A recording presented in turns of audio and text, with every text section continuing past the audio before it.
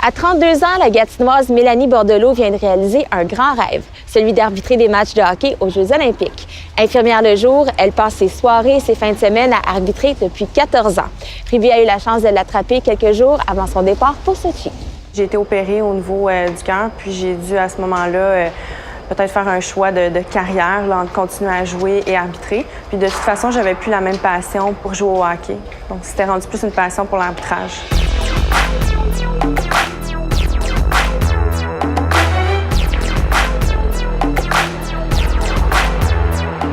J'ai commencé à arbitrer dans la Ligue Midget 3 du Québec, qui est une ligue de hockey masculin, il y a 2 ans. Il y avait déjà eu auparavant, et il y en a toujours, des juges de ligne féminines, mais il n'y avait jamais eu d'arbitre en chef femme dans cette ligue-là. On m'a, dans le fond, introduit dans cette ligue-là à titre de préparation pour les Jeux olympiques. C'est d'ailleurs une belle avancée pour les femmes au niveau de l'arbitrage de savoir que cette ligue-là est accessible pour nous maintenant en tant que femmes arbitres. Je crois que c'est une belle réussite.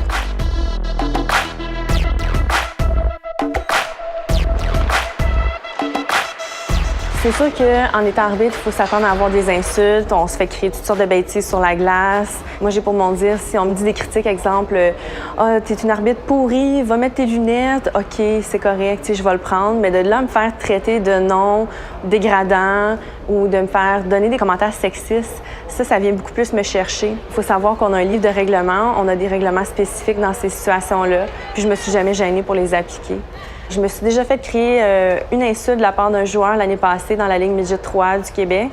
Je lui ai donné la punition appropriée et j'ai eu quand même des lettres d'excuses assez significatives de la part du président de la Ligue, des équipes, des entraîneurs, comme de quoi qui n'acceptaient pas ces comportements-là de la part du joueur et le joueur a été suspendu en conséquence. En fait, comme femme, on ne doit pas se laisser crier des insultes pour rien et des insultes gratuites comme ça sur la glace. Il faut vraiment mettre notre pied à terre puis se faire respecter parce que sinon, si on se fait pas respecter puis on laisse ça passer, bien, ils vont continuer, puis à un moment donné, bien, on va lâcher. Donc, c'est vraiment à nous, puis ça prend quand même un caractère assez fort également. Mais c'est sûr qu'on a des collègues qui sont là pour nous supporter aussi.